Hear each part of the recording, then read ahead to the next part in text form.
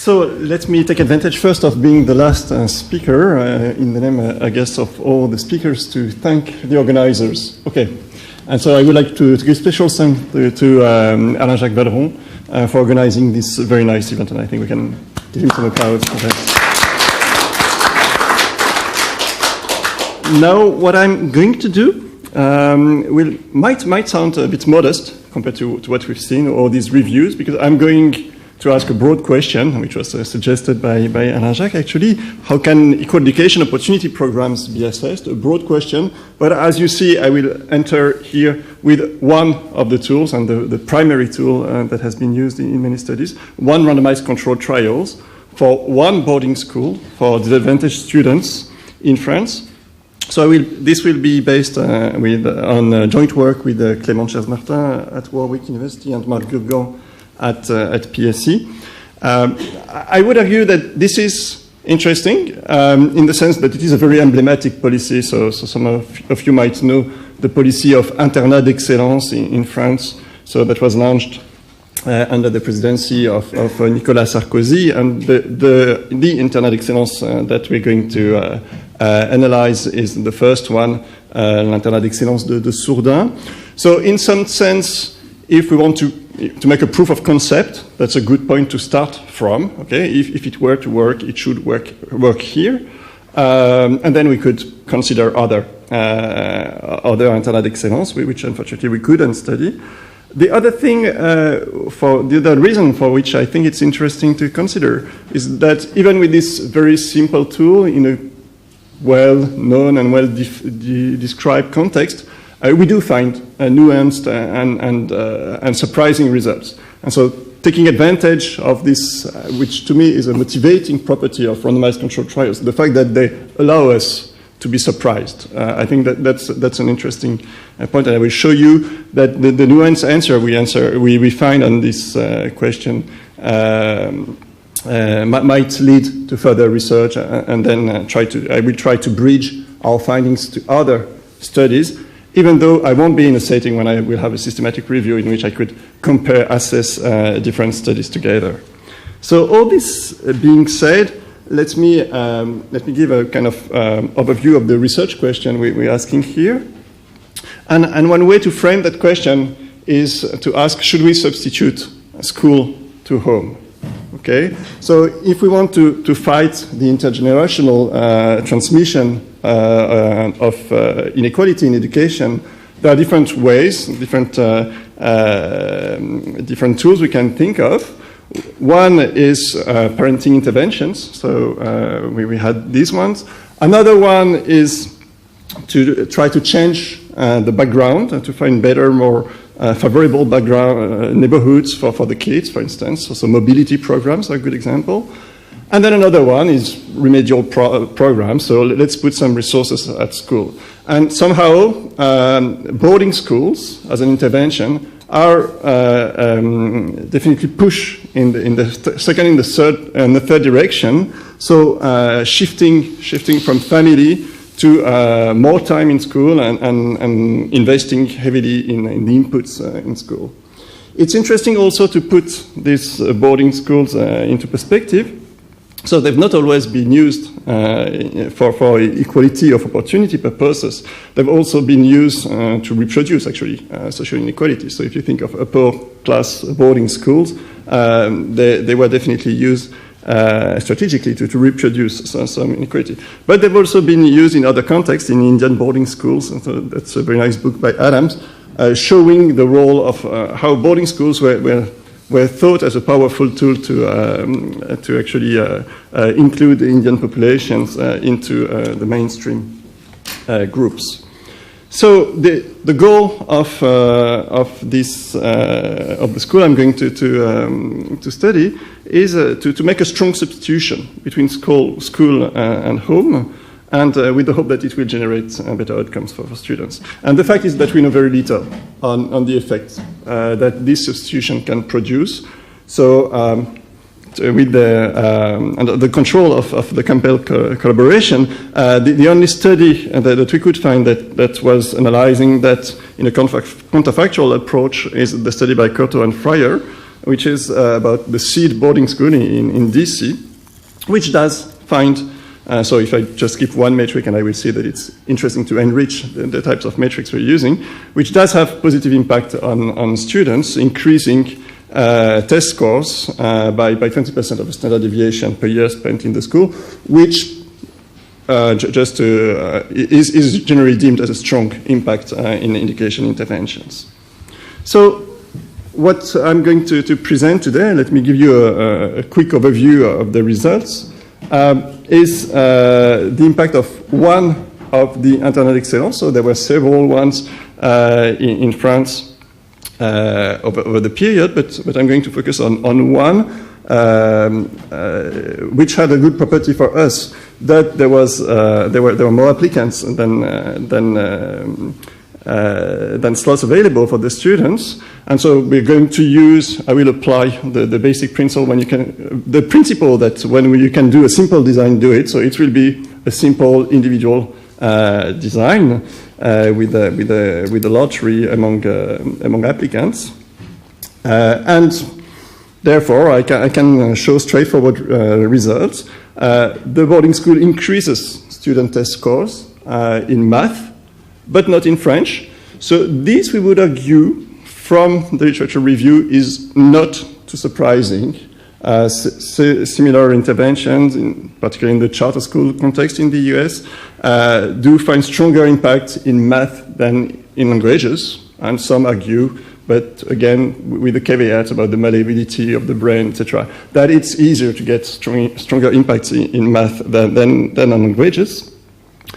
But then, so that's not too surprising. The second result that is interesting and surprising is that we follow the students over 2 years. We plan to have some further follow-ups with administrative data, but we have results for 2 years after entering the school, and there's absolutely no effect after 1 year. This is more surprising. We have strong effect after 2 years, no effect after 1 year, and the school provides better inputs, smaller classes from the very first year. So inputs did not change between the 2 years. So there's a question about the lag of the effect. And then the last finding is about the distribution of the effects. And the effects are heavily concentrated among students who were at baseline performing better. And for these students, the effects are very strong. There we are talking about 50% of a standard deviation per year, which is massive. Okay? So, simple study, but already a set of interesting results. I won't maybe insist on the preview of the rest of the results because I want to keep a little bit of suspense, but the other characteristic of the study will be to use a broad set of non-cognitive outcomes and try to bridge the results between test scores and results on non-cognitive outcomes to give some sense. It's not going to be a proof of the causal chain in that, but to give some sense of why that might happen. So let me go a little bit into the details of the study. So the program was designed and targeted for middle school and high school students. They were, so Internat excellence means, boarding school of excellence. So there was some ambiguity on why excellence. Were they supposed to be excellent students to start with or to reach excellent results later? So the idea was that they were to have high achievement or a reasonably good achievement. That was the instructions that was given to the middle school or high schools screening the students, standing students. And that the idea was that their background, their family, for instance, did not offer the ideal conditions to reach the potential. So basically it's good students that are suffering from difficult studying conditions at home in their neighborhoods. And so we're going to restrict the analysis to Sourdin, so which is one of these boarding schools. I will show you some pictures in a minute. And one particularity of the study is to use a broad set of outcomes. So just one word on the lottery that we use. So the boarding school, Sourdin, was oversubscribed. And it had capacity constraint at the gender grade level due to the boarding structure. And so in cells where there were more applicants than seats, we ran a lottery. So in the end, we have a reasonably large population of about 400 students. Among them, about around 2/3 received an offer to enter the boarding school, and so are part of our treatment group. So it's important to say a few words about the population of students we're analyzing. And so we did quite a bit of work to benchmark these students to the average population or to the local population of students. So they're good relative to their classmates. So they scored 42% of a standard deviation higher. And we have different metrics of that. But basically, they're median students relative to the French distribution. So in their schools, they're in the higher end, but they're median students overall. They usually come from poor families. We have different indicators for them. And one indicator in terms of the background is that French is the only spoken language at home for only 40% of them. So they come from either their family or themselves come from foreign countries in many cases. So a few words about the treatment. So Sourdin used to be a military building, so it kept a sense of and you will see that students were wearing uniform. So one of the ideas of this Internat d'Excellence was to provide a strong discipline to these students, to provide them with an environment conducive to work. It's very isolated, so when you go there, it has some, it can be depressing when the weather is not nice. Inside, so students, strict discipline was enforced. Students were wearing a formal school uniform. So, I mean, it does remind you of elite schools in UK, for instance, to some extent. Something very unusual for these students. It's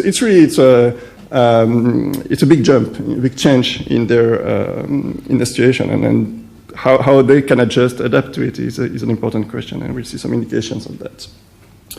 That being said, the context is favorable for work. So class size is smaller, and a sizable reduction in class size.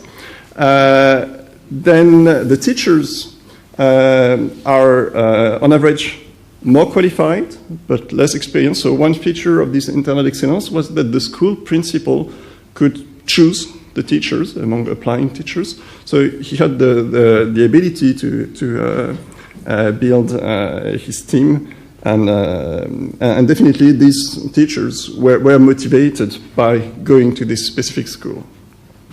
And so we can measure, we run surveys about classroom conditions, and we can measure fairly strong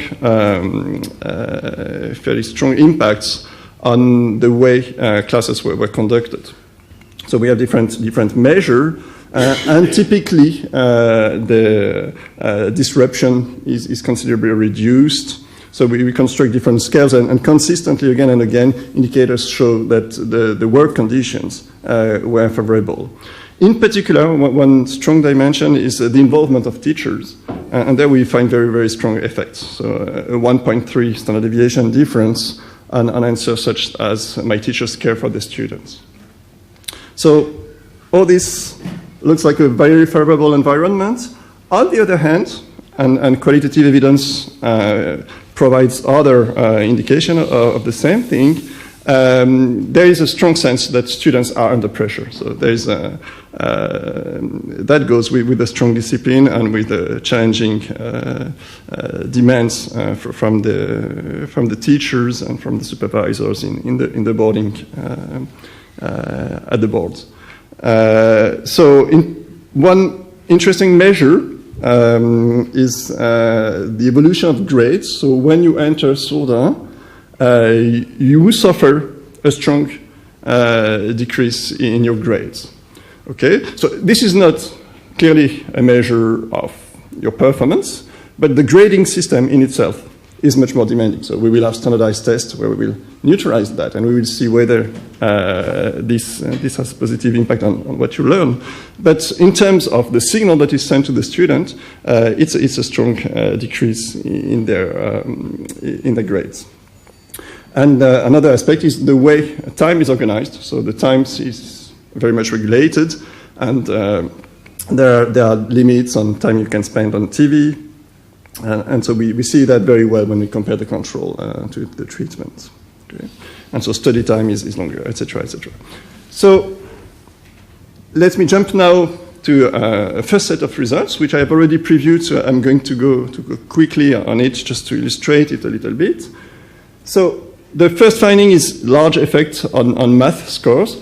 So maybe just to insist a little bit, it's just one randomized control trial, but in the control group, what we had to do in practice was to run tests with more than 100 of students in more than 100 of schools, high school, middle schools. So unfortunately, typically this is a costly experiment because we don't have standardized tests in the French educational systems at the different levels. So, but we had this standardized test passed by students, taken by students, and so no effect in French, not in first year, not in second year, no effect in math in first year, and then this strong average effect after 2 years. So let's just take these average effects for now. How do they compare to comparable programs? So I had already mentioned the seed boarding school, so that's the third bullet point, which is probably the most comparable program that has the effect in math and in English, and about of the same magnitude, but it has it in English. And they argue actually that probably a good property of boarding school is that there is much more interactions in English, and so that's a good surprise for them is that they get this strong effect in languages. In other contexts, in a review of Boston charter schools, strong effects are found in math and in English. In Harlem Promise Academy School, the results are very, very strong, very, very close to Sourdin's results. Now let me just, I haven't used many tables, but let me just provide you with this graph, which is one of the striking findings of the experiment. So when we look at the distribution of impacts, so what this shows you is how impacts are distributed, and basically between the 20th and the 80th percentile of the distribution, you have this reasonably strong effect of about 0.2. But the interesting parts are those with the lower impacts that actually have strong and significantly negative impacts of about 40% of a standard deviation, and what I had already mentioned, those in the upper distribution of impacts who have actually very strong impacts. And we can correlate these impacts with the initial scores of the students and show that those starting from good performance had the large impacts. Okay? So positive average impact, but actually extremely heterogeneous impacts, and mostly concentrated on already high achieving students. So interpretation, and I will try to push it a bit later by a bit further by comparison with the studies.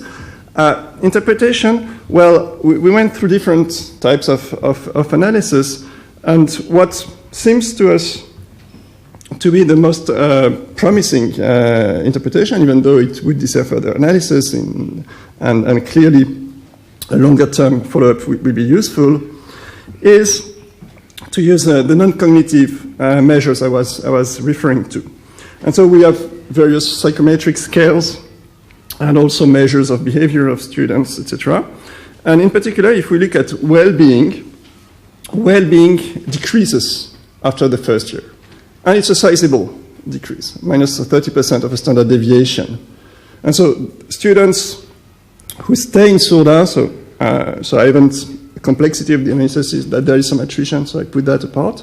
But even for those who stay in Sourdin, excuse me, there is a very substantial decrease in well-being. And if we use other scales like academic self-esteem, we do find the same drop. And then a catch-up. So no positive impact after 2 years, but no negative impact after 2 years. And then we can try to see whether this is accompanied with changes in the behavior. And indeed, if we look at motivation, self-reported motivation, we see that it doesn't. It tends to decrease, even though not statistically in a statistically significant manner after 1 year, and then increases sharply after the second year. Time spent on homework increases too, but only after year 2. The big question was whether during weekends these students who have more time for homework would continue doing that. No, they did not in year 1, but then after year 2, the habits seemed to take place, and they would spend more time on homework during weekends as well. So the story we're trying to see, I didn't write a slide of conclusions, but so the story we take from there is does it work, this very intensive intervention that basically doubles the cost per student? Does it have the expected impact? And the answer is, well, yes, but not for all. Clearly here the analysis of the heterogeneity of the effect is very important, and with a cost. And that cost can be probably interpreted as the cost to adjusting to the harsh condition of the boarding schools. So that's just one story, one particular randomized control trial. I'd be happy to give more details on that. What I want to try now is to draw, without the support of systematic reviews or meta-analysis, but just using some a sample of interventions in particular in the French context, to see whether we can draw some hypotheses or even some tentative conclusions on directions for policies. So one first possible discussion element, insight from this evaluation is the value of focused interventions. So one of the motivations we had when we started working on Sourdin was to say there was a debate in France on should we put more resources, basically, and the feeling that lots of resources had been spent on students, in particular from deprived areas, in the setting of éducation prioritaire, which had already a long history since the 1980s.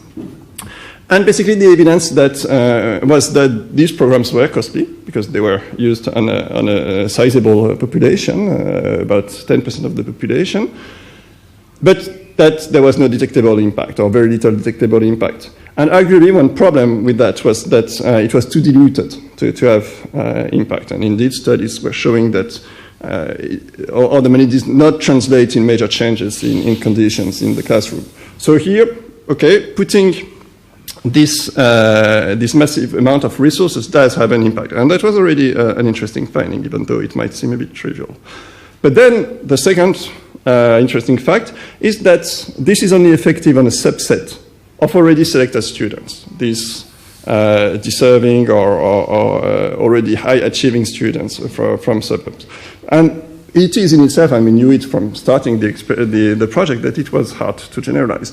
So one interesting thing is now to think in terms of other interventions that actually tend to have the exact same cost-benefit analysis, that is a reduction of class size. And so we have good evidence on the impact of reductions in class size from experiments like the famous STAR experiment in the US, but also quasi-experimental evidence in France.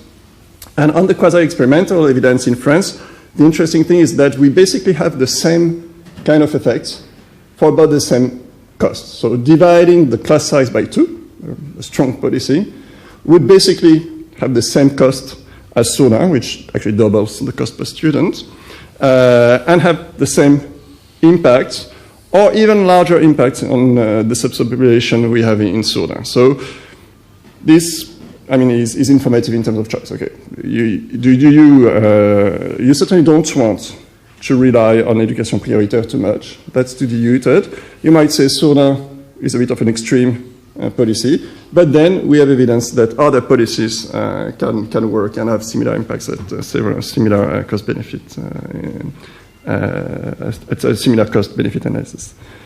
So that's one first tentative message. Another message is about the no excuses approach, or more generally strict discipline demanding education models for the students. And indeed, strict discipline is a key ingredient in Sourdin. And one of the literature review I mentioned about charter schools that analyzes, so more like a meta-analysis of charter schools, does strongly suggest that the no excuse component of charter school is needed for success. So that's interesting, that's converging fairly well. Now, what our study shows, paying attention to the heterogeneity of the effect, is that certainly some adjustments are needed for students dropping out or students who stay in solar but still do not perform well after 2 years. So that's a second insight for policy. And then, and actually it connects very well to the previous talk by Francis. Should we intervene very early? And so with a boarding school, it's fairly hard. It would be, I mean, in Sparta, maybe in ancient Greek, they would take students to boarding school very early. Clearly here, it was only considered for middle school and high school students. Is it still effective? Well, it's a costly intervention, but effective at least for a subset of the population, even though these kids are already teenagers. So that does seem to go against the Heckman equation. And my reading of some recent papers in the literature is that the received wisdom about intervening early and only early is put into question. So a recent randomized trial actually shows that some remediation programs for teenagers can work and be cost effective. So Sodan could also provide some evidence of that. So I think I'm a bit ahead of time, but that's all.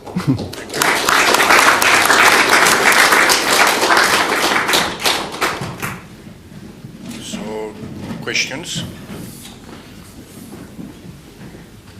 Merci. Henri Leridon, just a point of clarification. When you say that only the students in the higher percentiles are making better, is it compared to the average of the group or compared to the higher percentiles of the students in the other group? So it's really a treatment effect. So basically, if you're already a high achiever, what is the impact of Soda on you? It's a strong positive impact. But if you're in the bottom of the distribution to start with, then the impact. So it's really relative to how those in the control group perform. Okay. So it's really a heterogeneity of the effect. Maybe just before, since my father was in the Foreign Legion, a lot of the kids, my friends, went to La Flèche or to Enfants de Troupe. And that was, bad for them because they were in the boarding school. But in the families, you had sons and daughters. The daughter will not board here because it was only for males. And you had a difference because of the discipline, essentially, not because the teachers were better.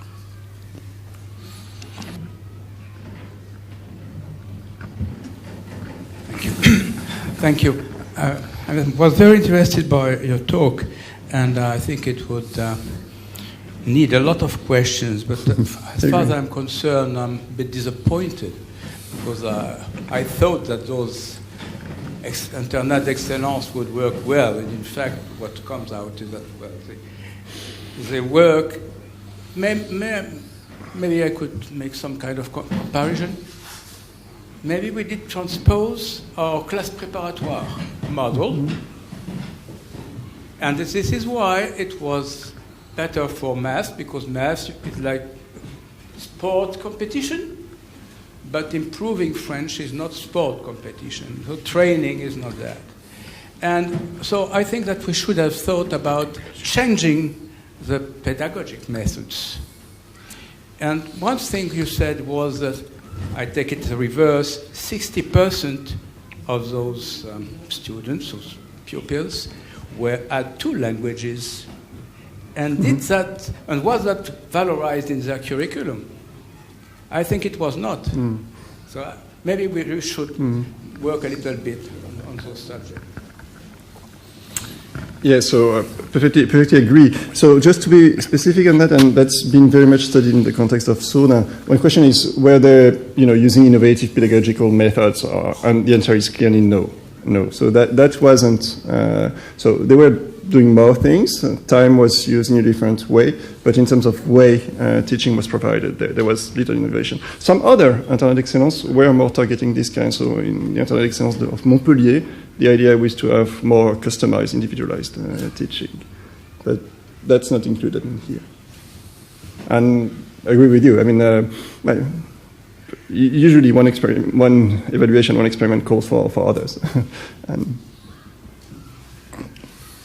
I was struck by your mention towards the end about needing to adjust for children who didn't complete. Of course, in randomized controlled trials, it's very important that we don't restrict ourselves just to completers. Mm-hmm. But I wonder whether the fact that some children did not complete may be connected to your finding that performance seemed to improve in the second year rather than the first year, and whether that may be due to some of the less successful students dropping out at the end of the first year. Right. So here there's a slight technical difficulty which I avoided. I was very, very lazy in that respect. So indeed, what we have is that we have attrition, and so after the end of year 2, more than 30% of the kids who were initially entered sort of had left. And so one potential explanation for the convex pattern of the results could be that those who did not benefit from it left, and after year 2, what you have is the average impact on the students. So it's a selectivity impact. So what we're saying is causal. Okay, we're just comparing all the control against all the treatment all the time. But then in terms of interpretation, one interpretation is just that Sourdin works well in a linear way. Each day you benefit from it for a subgroup and doesn't work at all for the other subgroup. That subgroup leaves, and so that's why we have the strong effects after year 2. Or it could be that for everybody, it takes some time to adjust. Some don't adjust and they leave, and so we have selection plus this time lag, this convexity in the returns. And so we provide additional evidence, and our sense, although we cannot definitely prove it because fundamentally it's not identified. We have 4 parameters, 2 equations and 4 parameters, but with some other elements of evidence, we believe that there is convexity, that for everybody the impact is low at the beginning and that it starts later. Maybe one thing I should insist upon is once we have such a nice, an interesting cohort to follow, we want to follow that cohort later. You might tell me, we have no impact on the less performing ones after year 2, but maybe you will find it after year 3, and that makes the story very different. So I perfectly agree. In terms of follow-up in this study, we had to stop here to collect the data, but we want to use, and we presumably have access to administrative data, and so we will see in terms of going to college, and so not test scores, but other measures, and also national exams, whether this heterogeneity of effects stays, or whether, in the end, all those who stay benefit. Pierre? You spoke about cost effectiveness of Sourdin. But if I remember well, France has spent about nearly 1 billion euros for the total and the investment. And in addition, you said, I think, that the running cost per student was about twice. Right. I think that's the right number too. So do you have anything to say about the cost effectiveness of the whole and not only Sourdin from your point of view? No, I'm sorry. There were some reports by Cour des Comptes, etc., that were definitely pointing to a very expensive program. But it's a bit hard to know how you want to assess it. Somehow the military buildings were there, they had to be revamped, to be used. Should we consider that as part of the intervention itself? So that's why we focus on the cost of running the boarding schools, basically, and reducing class size. That's the main 2 components in our cost per students. But it's true that if we were to take the whole program, including all the investment costs, then definitely it wouldn't pass the bar. Dernière question. Okay. Could you tell us more about who designed these exams, these tests in French and in mathematics, how they were carried out, and whether the teachers knew beforehand that these would be carried out, and whether they got the results right afterwards, they participated in your study? Yeah, I can tell you. So we were quite careful about that, obviously, because it was difficult to have comparable conditions of exams in the two groups. By the situations were very different. So in terms of designing the exams, they were designed at the Ministry of Education, at DEP, and they were designed in a very independent way. The difficulty was that we were covering all grades, so they didn't have tests available for all these grades, and so they had to conceive them. So I think it was fairly separate from all other parts of the evaluation, and the way we were to compute the scores, actually, we could, my take of that was, let's just sum the number of positive answers, and that's probably to be a good proxy, but the tests are devised to be interpreted and used in a better way, and so they constructed the scores, putting the weights on the different items, excluding some items, etc., and they did that in a blind way. They didn't know who was in the treatment and the control, and then they tell us, okay, that's the way to compute the scores, and then we computed it for the treatment and the control. So I'm fairly comfortable about that. Now, in terms of the conditions in which the exams were taken, that's obviously much harder. So we tried to have as comparable conditions as possible. So we had the test taken on computers in the control schools and in Sourdin. And we avoided to have one student alone in a controlled school, so he had peers with him taking the test. And we could also analyze it a bit, that helps to analyze a little bit the situation of the peers in the control group. So we tried to have similar conditions. And obviously the tests themselves were not ex ante by the teachers. So that's, but it's clearly, I mean, we did our best to avoid any effect on. So what I mean is that the teachers saw the results of the first year? No, sorry. And last thing, they didn't know about the results of the first year at all. Nobody knew about it. So we were quite careful. I mean, in some previous experiments, we had to publish some early results, and that's really something you don't want to do. Yeah, just before finishing, on the two lines, the maximum and the you have the same noise that repeat. What is the origin of this noise? When I'm looking at the effects, curve, you see, you have exactly the same noise on the top and the bottom curve. Yes, so that's the impact, that's the difference. So these are quantile treatment effects, and these are 90% confidence intervals. So it's just a measure of statistical precision. It looks at there is a coherence in the displacements of the median at each moment. Yeah? So again, it's just the precision of the estimate. So the way to read it is those at the 40th percentile in terms of magnitude of the effect are around 20% of a standard deviation, and this is estimated with a margin of error that is about 20%, basically. Okay, and for the non-French, the score in France is between 0 and 20. Okay, so. Oh no, but that's just these are standardized effects. So is it standardized? Yeah. So. No, but when you spoke about 2.2 points. Oh, 2.2. Sorry, yes, was out. Out of 20, right. Okay, let me thank with you. Let us thank all the speakers of this afternoon, and now we will give the board to the conclusion.